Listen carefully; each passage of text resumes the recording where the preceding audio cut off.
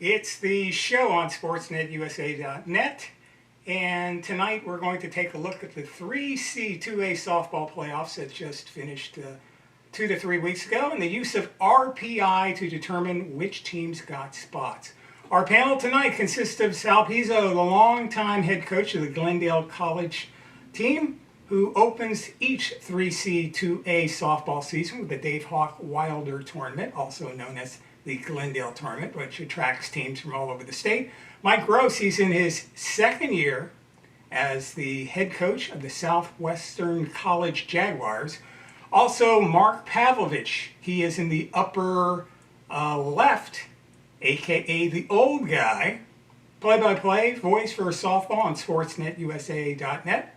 And in the upper right, Corey Nayland, play-by-play for Cypress College basketball. And of course, you've heard Corey's commentaries on all our Chargers softball games and the PGF and all those good things. So let's jump right into it. RPI, good, bad, or misused to determine playoff spots. And this season, the letters are in the wrong order, at least in my opinion. It should be RIP, RIP, as in rip-off, when it comes to the two colleges that we have head coaches from, along with the northern section with Hartnell, which didn't get a spot. So let's throw it to you, Sal. I've talked to some coaches who say, oh, that guy's always complaining about something. But this season, I think you do have something to complain about. Well, I wasn't aware of my legacy so far with what you just said, but I will say that, I think the first thing I want to say is, if Mike and I were on here together and it was just him and I, people would probably say this is just sour grapes. But it was very, I guess you would say, music to my ears or eyes when, I saw your email to invite us on this interview, because I think it brings some real credibility to the issue and the problem of the RPI being flawed, or the system that we use being flawed. And for you folks that I know are so astute in following college softball, and that for you to identify that, not only in general, but also the teams that, for lack of a better word, we were, let's just say we were left out. I think that again, that gives a lot of credibility to how we feel about the system. And again, I would just like to say that I don't think that RPI was ever meant to be used by itself as an individual formula. It's a strength of schedule element of a bigger formula. And, for us to have ever voted this in as our main and, our main formula, I think is a mistake. Now, I think one thing that some people may not realize in talking with some other coaches, that let's say they favor RPI, but the problem I see with RPI also is the teams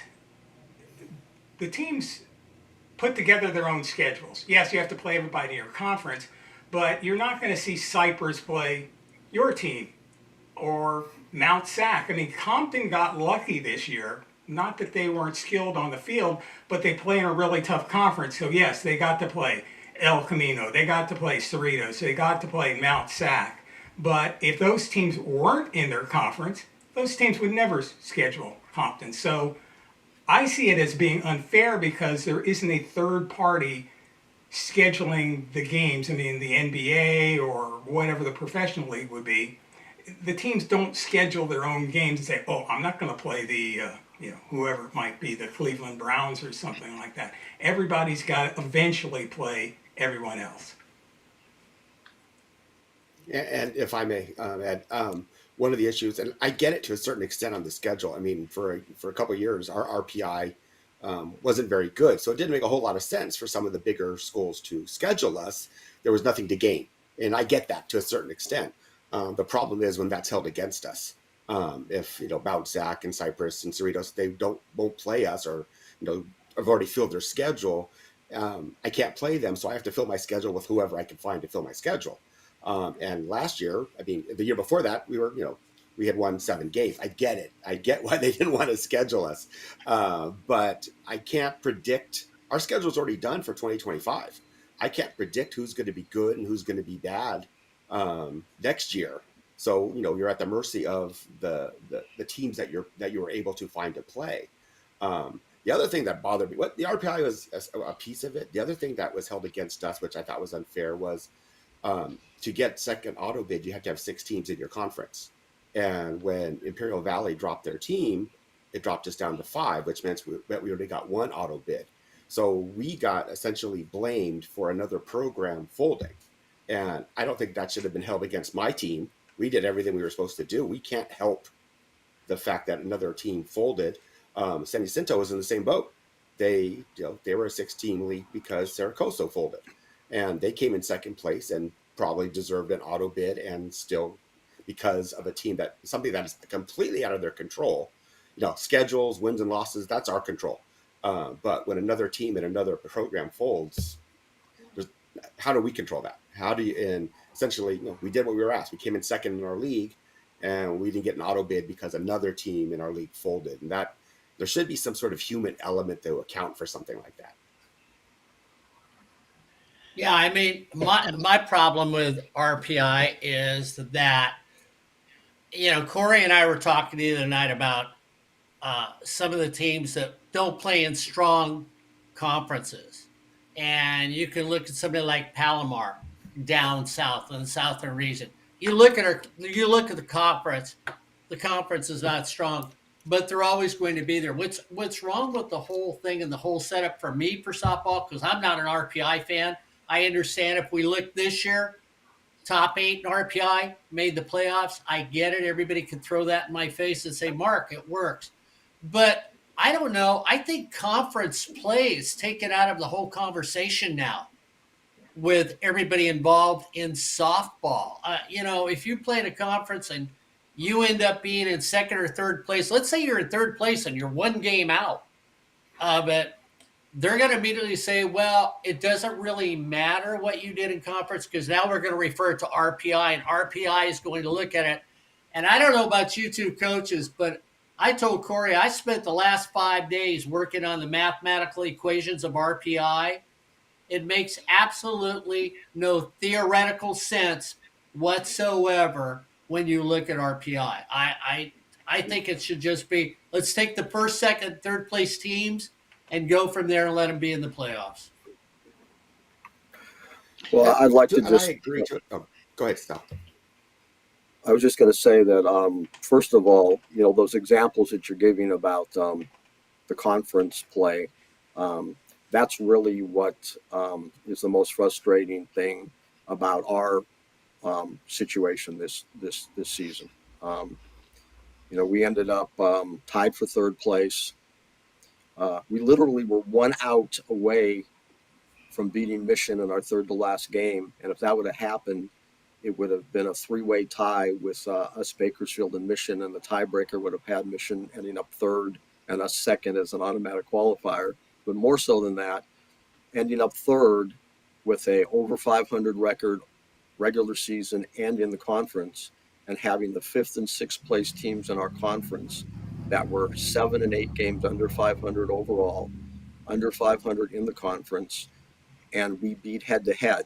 I mean, there should be no formula in this universe that would allow a team that, had a worse record conference, had a worse record overall, lost head to head to get in over another team.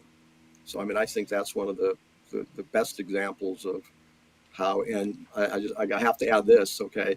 Obviously, the reason those teams did get in is because they played the tougher schedule. The 2 teams that we're talking about played a total of 22 games between them against top 10 RPI teams and went 1-21. So it's no longer about winning games. It's just about who you play. And, Sal, yeah. oh, sorry to interrupt, but I No, go remember ahead. you Well, I remember a few years ago when Golden West, before they got their current head coach, they were having some dismal years where they weren't winning any games, period. Yet there were teams that had wins that had, Golden West had a better RPI than these other teams, like 6 or 8 teams that had won games. I mean, that makes absolutely no sense. You lose every game, your RPI should be 0. I don't care who you're playing, you're losing every game, and plus you're getting blown out every game, and you're getting run ruled every time. It's just ridiculous. Up north in the northern section, you had Monterey Peninsula that got in. Now Monterey Peninsula had a strong program, and then Keith Berg left and went to San Jose State, and they didn't have a good year this year.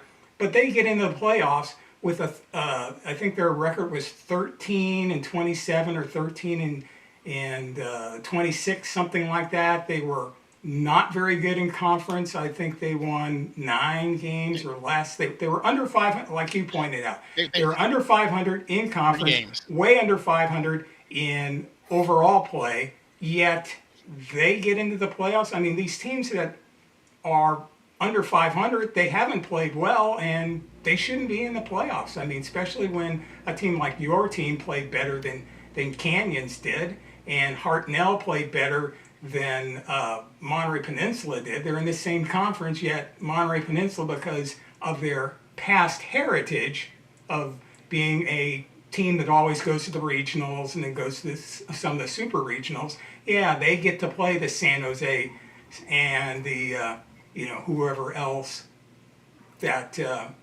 Hartnell's not going to get to play, because those teams, unless they're in the same conference, aren't going to play Hartnell. So I think that's just patently unfair. Yeah, Yeah, when you're you look preaching at to it, the choir here, Edward.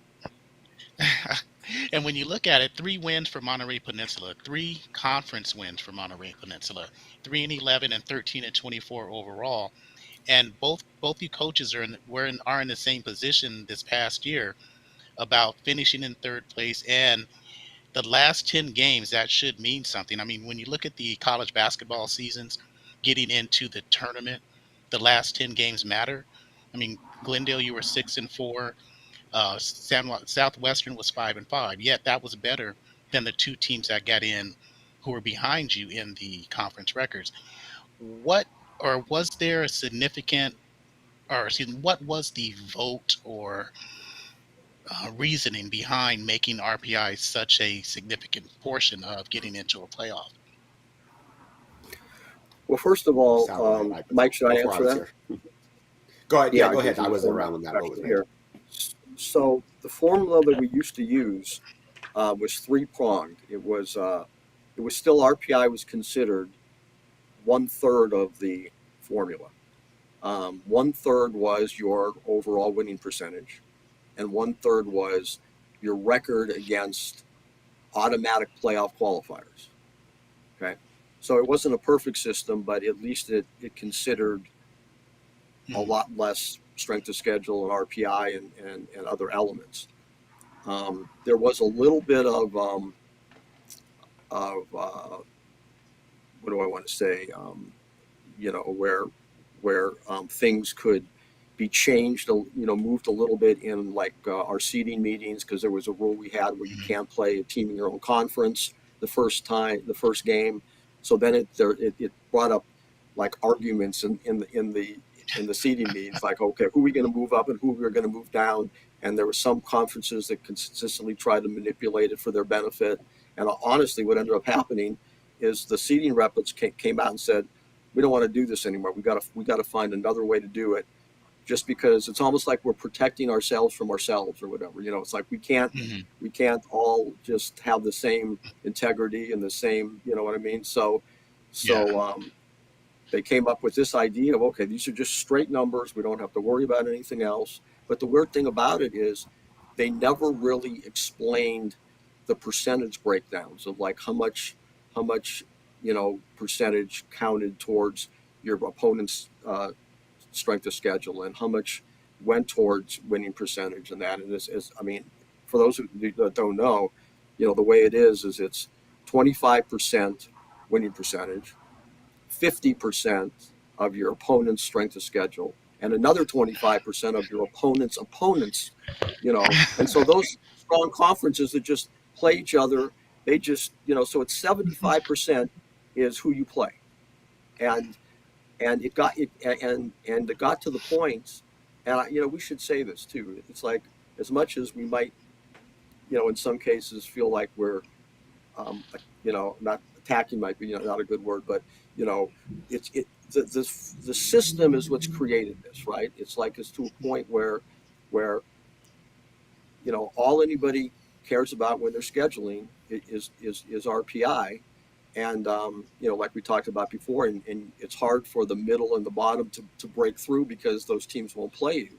But the bottom line is that when it's 75% strength of schedule, it's just crazy. And then what we actually did also is there's an element where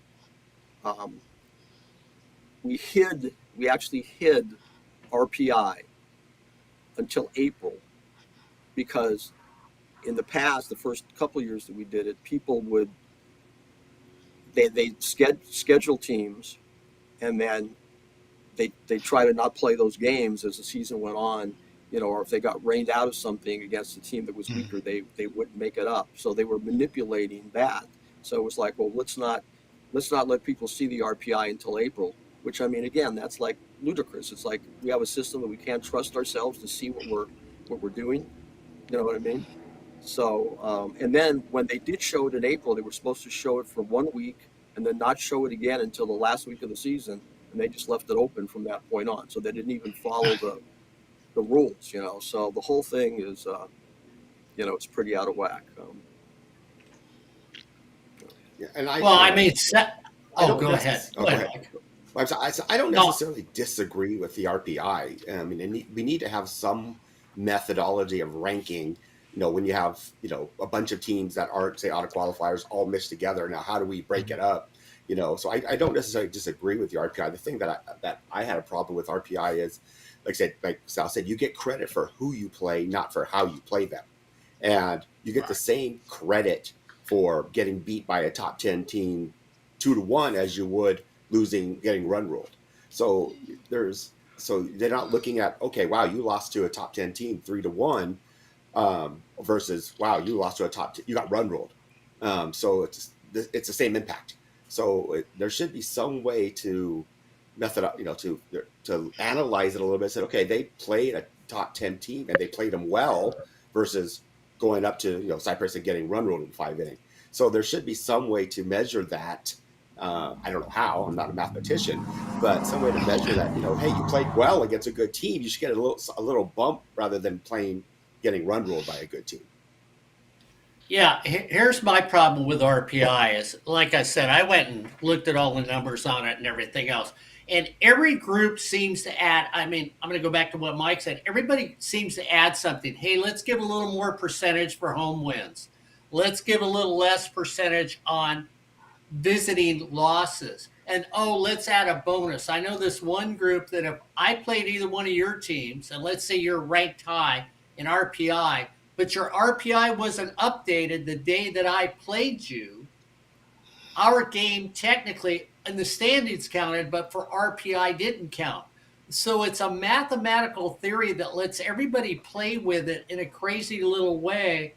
And I can see it being played to the advantage of all those teams that we see almost every year at the top of the heap. We have to have a system. I mean, I'm for, hey, let's play the season. And I don't know if the two coaches are for this, but then let's have where they have the tournament. And so the person who wins conference gets to go, and the person who wins the tournament gets to go. And if the conference winner wins the tournament, the team they played in that conference title, in that tournament title, they get to go, so that more teams have opportunities to make the playoffs. Yeah, that was one thing that was talked about before. In fact, just to show you how, I guess loosey-goosey, I guess is a good way of putting how some of the things work with this is, a couple of years ago, the Orange Coast, your conference, right, Mhm. with Cyprus, they went ahead and did a conference tournament, played a conference tournament just on their own. I'm not sure at the end of the day, if it benefited them or whatever. But that was something that actually happened, and it wasn't everybody doing it. But I will say, you're talking about other um, areas where there's different criterias.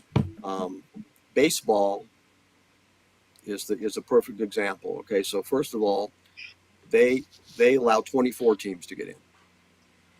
Okay, um, they're the third place team in the conference is an automatic qualifier if they have a winning record in both conference and overall. And teams below other teams in the conference cannot get into the playoffs unless the team ahead of them is in. So they're blocked, which would speak to the situation this year where like two teams in our conference jumped, the third place Mhm. team to get in. They also their RPI, where ours is 25, 50, 25, theirs is 35, 40, and 25. So at least there's 10% more that's considered in win loss record. And they also have bonus points within the RPI that you get for wins on the road or at a neutral site. So all these things combined, in my opinion, you don't see teams with losing records, even with 24, and you really hardly see teams with losing records in, because I mean Mhm. there's enough teams that have won more than they've lost, and those teams that are getting in strictly because of who they play in softball, they wouldn't be getting in if we just use the baseball criteria. And would there be ever a time, or has it been discussed to have it the same in softball as it is in baseball? So when this was brought up before about number one extending to more teams, um, the some of the coaches, um, their answer was it waters down the playoffs. And it's like, to me, what waters down the playoffs are teams getting in with losing records, right? Um, Right. so that was some of their um,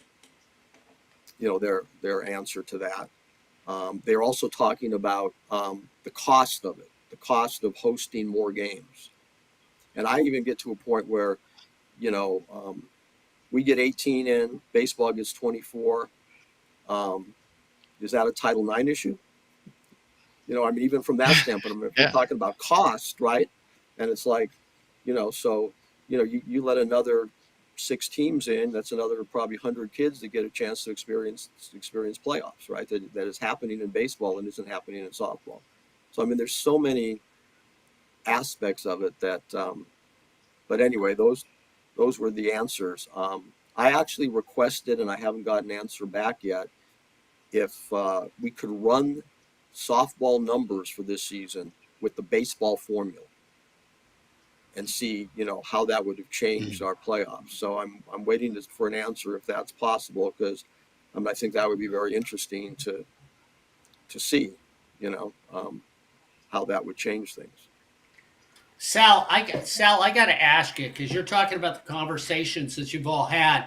I need to know where the power ranking is on who makes these decisions, because is it every softball coach has a say? Is it one vote is one equal? Does one conference have more power than another conference? Northern California supposedly will say something. Southern California supposedly replies to it. So how does this work to set the rules up for softball? Okay. My answer is going to make me even less popular than you said I was when the when the interview started. Um, but just as an example, so you know, and believe me, I mean, yes, this impacted our program this year. I didn't vote for this to begin with. I saw this coming, so it's not like it's just okay. We got snubbed this year, so now I'm speaking up. But I was definitely someone who wanted to um, discuss it at our state meeting that we had last month, and asked to have it put on the agenda.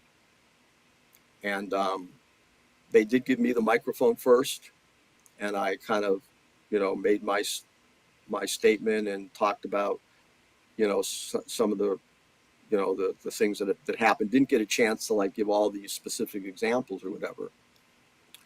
And the moderator of that meeting, who's our president and just happened to be the host school for that meeting, basically said, quit complaining, win more games, which Mike and I know that's what we did, and that didn't help Right. because we still didn't get in against teams that lost more games. Um, Schedule a tougher schedule, yet the schools that we could try to do that with won't play us because of RPI, Mm-hmm. and then talked about how it would be more costly to add more teams, and then we were actually on a conference call with the Northern California, and some of the Northern California teams started to kind of give some support, and there was some technical things going on, and the next thing I know, she just went to the next agenda item, and that was the end of the conversation. My question also is in the Southern California district or section, we have an 18-team playoff where you have four play-in teams and they play each other, and then whoever wins is whoever is the lower seed plays the number one seed, so on and so forth. Northern California has just 16 teams. Why aren't they the same? Why don't they have play-ins up there? Or I've never seen anything that's inconsistent like that. In baseball, and you brought that up, how baseball has 24. In the northern section, there is no difference. They have the same amount of teams going into the baseball playoffs as they do in Southern California. In volleyball, it's the same amount of teams. In basketball, it's the same amount of teams. Why is there this oddball thing going on in softball between the northern section and the southern section? Well, first of all, it started out where we both had 16, and one of the concessions that were finally made, we're feeling like, okay, well, let's add 18 because every year there's a lot of controversy about teams left out. And in the North, I think there at that time there were a lot less teams that had teams, basically, that were putting teams on the field. And so, but the funny thing about that is we're always told that we can't change legislation unless the North and the South agree together, because we had a vote a couple of years ago to try to um, um, change something with all automatic qualifiers, and we would have passed it in the South, but we didn't pass it because the North voted it down. But somehow, magically, we were able to change that in the South, and not by the North staying at 16. But the theory, I guess, was that we had more teams in the South, so it made sense to have more playoff qualifiers. Okay. Yeah, And there's also more basketball teams in the South and more volleyball teams in the South. It's just one of those rules that I just think is Yeah. I ridiculous, can't and I can't it disagree. can't really be explained. So maybe we shouldn't try to explain it. So what is is there a way that this problem can be solved? Is there a solution? One of the things I don't understand, if you look back for the last 25 years, look at who the state champions are in softball. Basically, you have three elite programs. You have Cypress College with Brad Pickler winning, his 10 wins as state champion. Mount Sac has 6, and Palomar has 3. And a lot of those times it was Mount Sac against Palomar in the final, or Cypress against Palomar. So those three teams have dominated. We've only had Fullerton winning this year. 10 years ago we had Sierra won the state championship. What was it? 2 years ago, I guess you could say now, that San Mateo won. And the only other outlying team was When Lisa was over there at Santiago Canyon, they won in 2016. I think other than that, nobody else has won the state championship. So why would any of those teams have any objections to the playoffs being expanded? Because they've won the majority of the state championships. I mean, they don't have to recruit as hard as you do, Mike, or you do, Sal, because there's lots of kids who, if they're not going to D1 or NAIA or D2 or whatever, they're looking at places like Cypress, and they're looking at Mount Sac, and they're looking at Palomar, and up north, they're looking at San Mateo. Those are the places they want to play. So why is there this resistance of the teams that are going to be in the state championship anyway? Well, it's a good question. Mike, you go ahead. I've talked enough for a while. Go ahead. I mean, I haven't been around, this is only my second year as head coach, so I don't have a lot of experience on the programmatic side of what's going on. Sal, when they talk about the playoffs being watered down, I don't see how adding a few extra teams waters down anything if you're allowing teams that are 8 games under 500 to get a bid based on their RPI. I don't see how, but if you added, San Jacinto, Glendale, and Southwestern to the playoff mix, those are 3 teams that were at least 5 games over 500. So, and we're 3rd place or 2nd place in their conference. So it wasn't like we were, 6th place and asking to get a bid in. We were 2nd place. We did what was asked of us. We were told, how to schedule harder, win more games, and come into 1st or 2nd, and we did that, and still wasn't good enough. And that's a hard thing to explain to your players when you did what you were asked to do, and it still wasn't good enough. And they look at across the parking lot at baseball, and I'm not saying our baseball team was good; they deserve to get in. But you look across the parking lot, and they get 24 teams in, and 3rd place teams are getting in as an auto bid, and we couldn't get in as a 2nd place team. And that's a hard thing to explain because it doesn't there's no logic to that. And at some point, someone's got to say, hey, let's take an eyeball test at this. Okay, let's go with the RPI.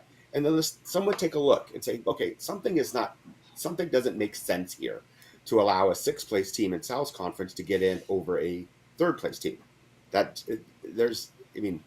Yes, they played harder teams, but how did they do against those harder teams?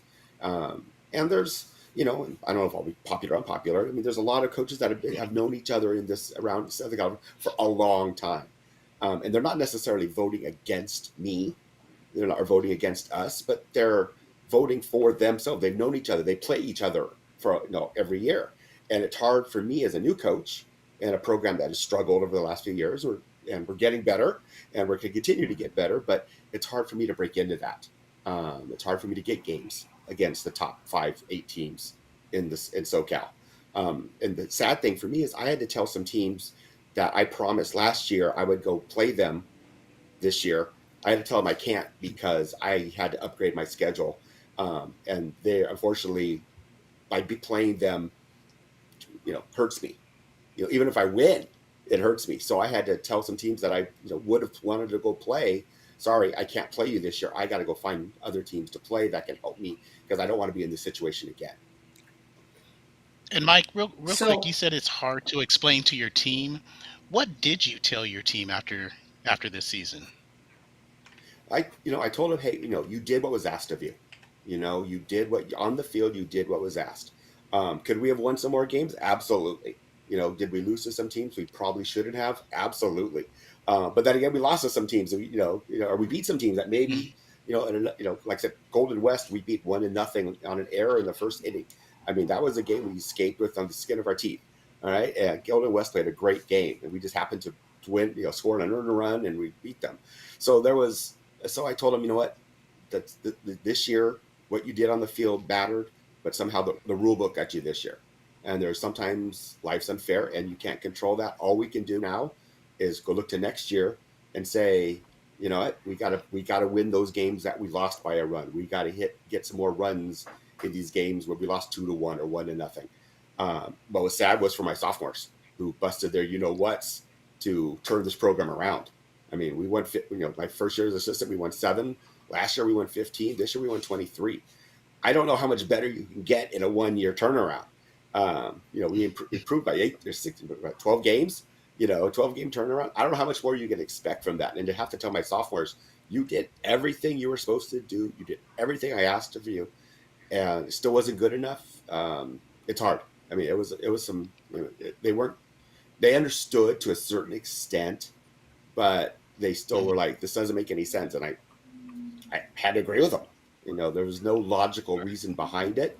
It's just, the thing that bothered me the most, to be honest, was the fact that because a team folded, cost us a spot. That's what bothered me the most. Something I have no control of whatsoever. That's what bothered me more than the RPI, even though that did bother me to a certain extent. The fact that us and San Jacinto couldn't get in because a team dropped, that should not be the case. We have no control over that.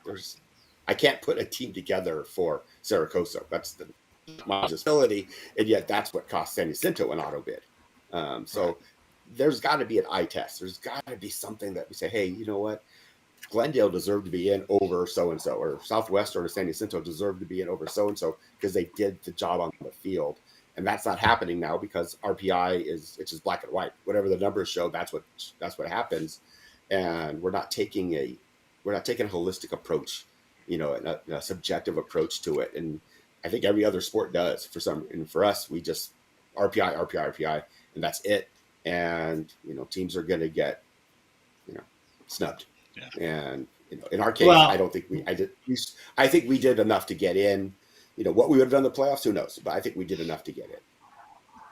Well, we know the NCAA for basketball got rid of RPI.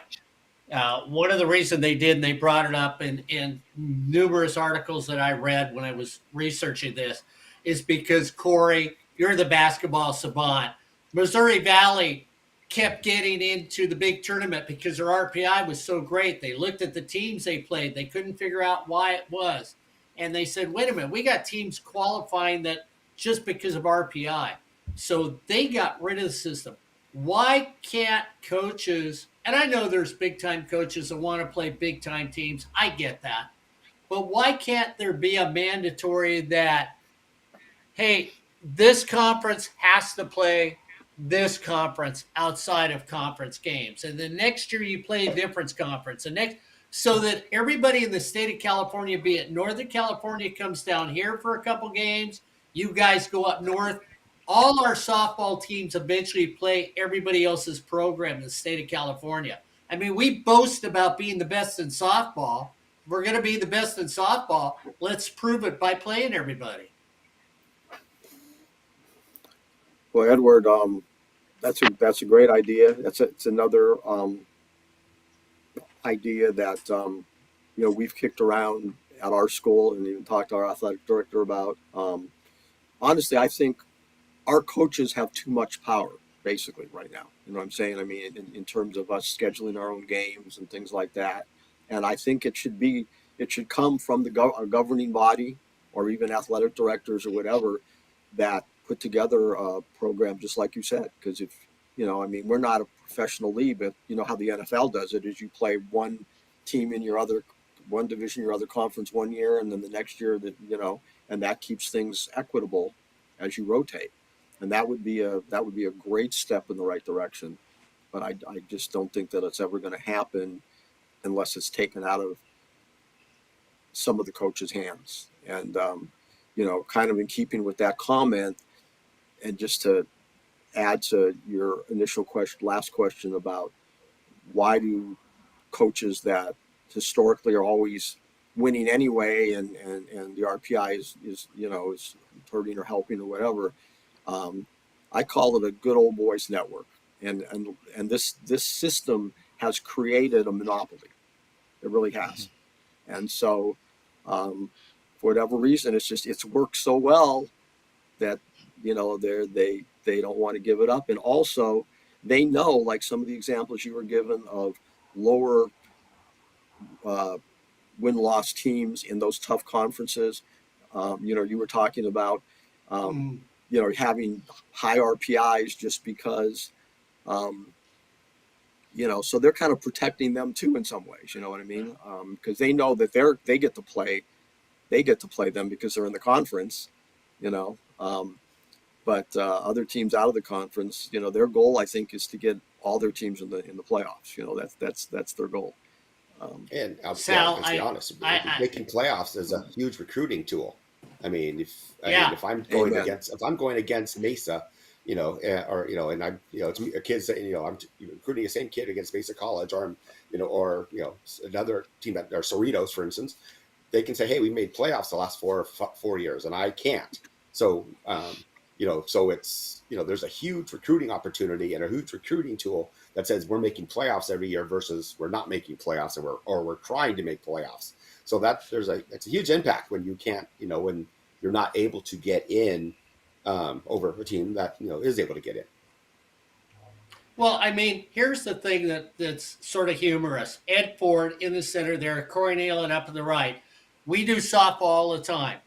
They start saying who's going to make the playoffs before halfway through the season because they know who the teams are that are probably going to win and they look at who they're going to play. And we've done this on the air before. And if it's that predictable, there's something wrong with the system when it gets to be that predictable that you just know who's going to make it because you brought it up, Sal. And I mean, it's nice to know that Sal and I will be two people that are disliked, that it's a good old boys network. I mean, because it really is. You know who the power brokers are. It could be men or women. I'm going to open it up here.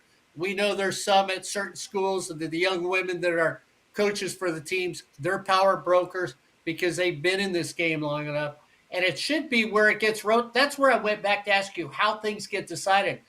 Do things get rotated so that you two may be at the top of the heap and Kings for a year, so that the ideas that you're talking about could get instituted in softball? Well, I mean, in all fairness, you know, um, maybe if some of us stepped up and agreed to be the president or want to be the president, it's like a 2-year term or whatever. But even then, um, you still have to get it passed. You know what I mean? You still have to do what we call a Form 5, and we vote on it, and that to change legislation. But at least I think we'd have more of a chance of at least getting these issues in front of the group and voting than we do with our current situation. But that's how it would have to change. You know, so I mean, my hope is that at the very least we can get a committee together, start talking about this, these things with maybe a conference rep from each conference, and I'm hoping that people get to see this interview only to really hear the flaws that are out there, and it gives a lot more credibility to the issue because Sportsnet USA, an outside entity, so to speak, can see the issue so clearly, and it's not just some coaches with sour grapes. So I'm hoping that this is going to advance because you're an advocate of what we're talking about. Advance some possibility for some change because of this, and that's what I And hope that and when I coaches agree. see And that. I don't. I hope people who watch don't think of just Sal and Micah complaining because we are the ones that Yeah. didn't get in. Um, we could have done better. I mean, don't get me wrong. We could have played better. We could have won more games. There are things we could have done. And I've told my players that my freshmen are in the weight room right now getting ready because they don't want to deal with that again. So there are things, so I mean, it's easy to blame other people. And I refuse to play the blame game. It's easy to say, the system screwed us or what this. No, we didn't do enough. And So, I Mike, take responsibility for that. But as I said, like I just said back, the conversations are a little challenging when you can't explain the reasons behind it. That's where it gets a little bit of a challenge. and Mike, that's why you're good. That's why you're turning around that program because that's a great coach speak. That's a great coach response. But yeah, y'all got screwed. Okay, you Well, did I do appreciate enough. that, but You did do enough, and Sal, so did you. This is one of the years that we talked about. I remember a few years ago we talked about the Rio Hondo aspect in softball. Yes, Rio Hondo's playing well. Yes, they did. They got to 500. Yes, they're going to make the playoffs. Yes, they're going. That's all we said a few years ago. And again, 2, 3 years straight, Rio Hondo sits on the side. So the same thing is happening to you this year. You did do enough, and still the system did not work and does not work. The other And thing about Sal and RPI, most Mike, of I yeah, don't think you guys are the go ahead. only coaches. So you're not the two sour grapes because we didn't contact Mount San Jacinto. We didn't get a hold of Hartnell. Hey, I'm going to be doing that next week. Maybe they'll come on and say the same thing. So as we wrap this up, and we'll give you a couple seconds to think about this. What changes would you like to see in 3C 2A softball? And it could be the playoffs, it could be regular season, uh, how that works out. Um, One thing that I'll throw in is kind of a spice thing, so to speak, is I think the 3C 2A needs to make it easier for teams that are NJC 2A teams to play against the California teams, because if the California coaches say we're so much better than those NJC 2A people, you got to prove that on the field once in a while. Now I know in the Glendale tournament, Sal, I think it was 4 years ago, you had Gateway College from Phoenix came out and played some games. So I know that you've done your part. So what do you two think could be done? And then we'll see what Corey and Mark think. What can be done to change the way things are set up in the regular season or the playoffs, and you might think, hey, everything hunky dory. If you want to say that, then that's fine too. So who wants to go Um, first? I'll go first because Go there's ahead, one thing Mike. I've been thinking of is, we have teams or conferences. Some have 8 teams in their conference. Some have 5 teams, like we had this year. The the discrepancy between league games that played is, some of the teams that they're playing 21 league games. We play 12. So the amount of non-conference games that some of these other, the bigger leagues can play is vastly different than what I can play. So the bigger teams, I don't blame them. I mean, they're playing each other in the different conferences. The bigger teams are playing in their non-conference games. They're playing, they got to get ready for playoffs. They're playing better, the best teams they can play. The struggle is for teams like me. I have 20 or 28 non-league games to fill last year. So I was trying to find anyone to play. I was playing, if you could, let me know when you're available because we got to fill our schedule. So we got to make something there more equitable. And let's be honest, filling my schedule with some of those teams ended up hurting me RPI wise. And well, I don't blame who I played. It was just the reality. I had to play games. I didn't want to go with 32 games. My kids deserve 40 games. So I don't know if there's a way to change that, but when we have to play, we're only getting 4, or like I said, 4 conference opponents, and Cerritos and Cypress are getting 7 conference opponents, playing almost twice as many league games. Their RPI is just going to dramatically change because they're playing better teams more often than what I can do in conference. I can't play Palomar 5 times, which would help my RPI. So so we gotta find a way to make that piece more equitable because it's a self-fulfilling prophecy. They're playing each other. Their RPI is just going to get better because they're playing each other over and over and over again.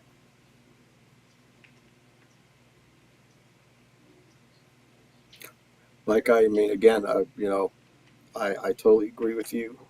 We're a conference that in the past couple of years has decided to only play 2 conference games against each opponent.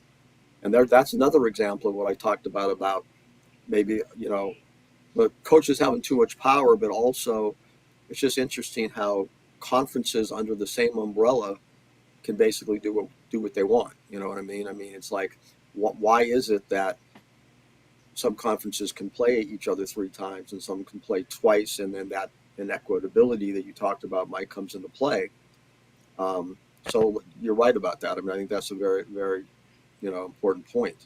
Um, but and then my other answer is how we started this out is the RPI is, I mean, even with what we're using is just RPI, it's just too heavily weighted towards that strength of schedule. And I mean, honestly, I would just love to see us go to and do exactly what baseball does. That's what I would like to see. I think that would would solve a lot of issues. Um, but I do think that if nothing else, we need to take some of those elements, even if it's with the RPI percentages that they use, as opposed to ours being, 25, 50, 25, and theirs being 35, 40, 25. That would make a difference.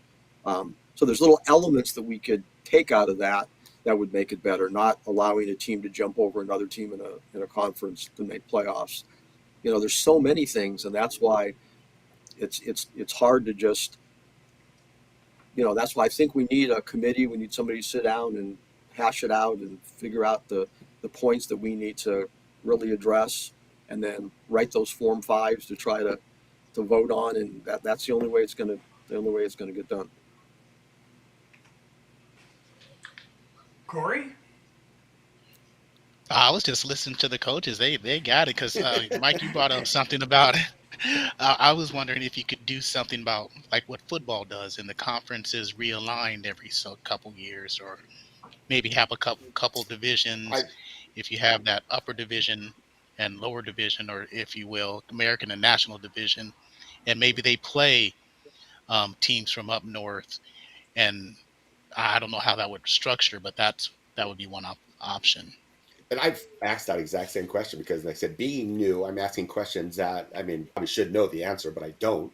But and I've asked that exact same question. It's like, why don't we, for instance, merge with the Inland Empire Conference? We have 5 teams this year. They had 5 teams this year, and it's not as Mhm. simple as just, hey, let's just join together. It just doesn't work that way. So a team would have to leave one conference and apply to be membership for the another conference, and but wasn't that long ago that San Bernardino Valley, San Jacinto were in in Saddleback were in the PCAC, and they broke off for various reasons.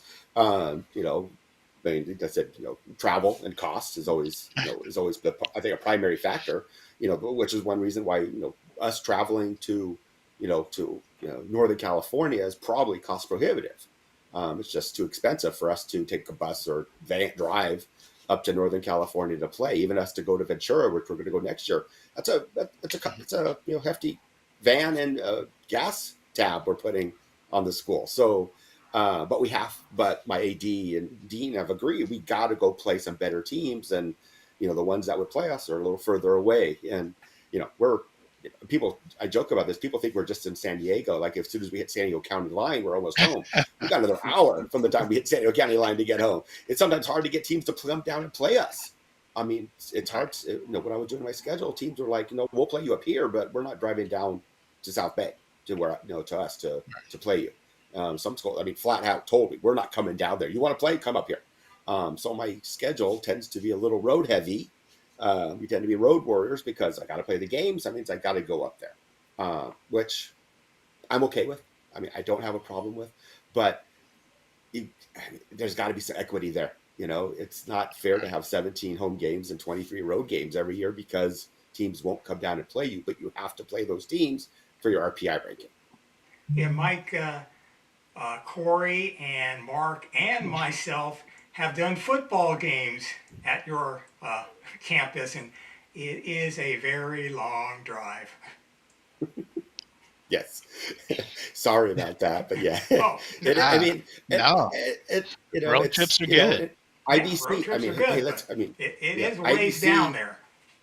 I don't know how IBC even does their schedule, to be honest. I mean, Imperial Valley College is over 2 hours from our campus. Um, it takes Sal 5 hours to get there, and so I don't know how even they can do a schedule. So that to give them some hope, to give them non-conference home games. Who's going to go all the way out to Imperial Valley to play a single home game? I mean, a single road game. Um, I don't know how they do it, and there's got to be a way to say, hey, at some point, sometime along the next 3 years, someone has to go out to IBC to give them some home games. And I don't want to speak for them, but just I don't even want to go out there. And it's they're in my conference, and it's less than 2 hours away. I mean, Sal would never go out there. It's a 5 hour drive, so it doesn't make sense. We There's actually got to did be one year, some Mike, way. by the way. Yeah, I'm sure you did. But it's just so and some teams their schedule's always going to be home loaded. because teams are gonna. I have to go play them. I have to go up there to play them to get those games. And I know some teams will do 2-for-1s and things like that. I'm starting to bribing teams. Hey, we'll have a barbecue for you guys if you come down.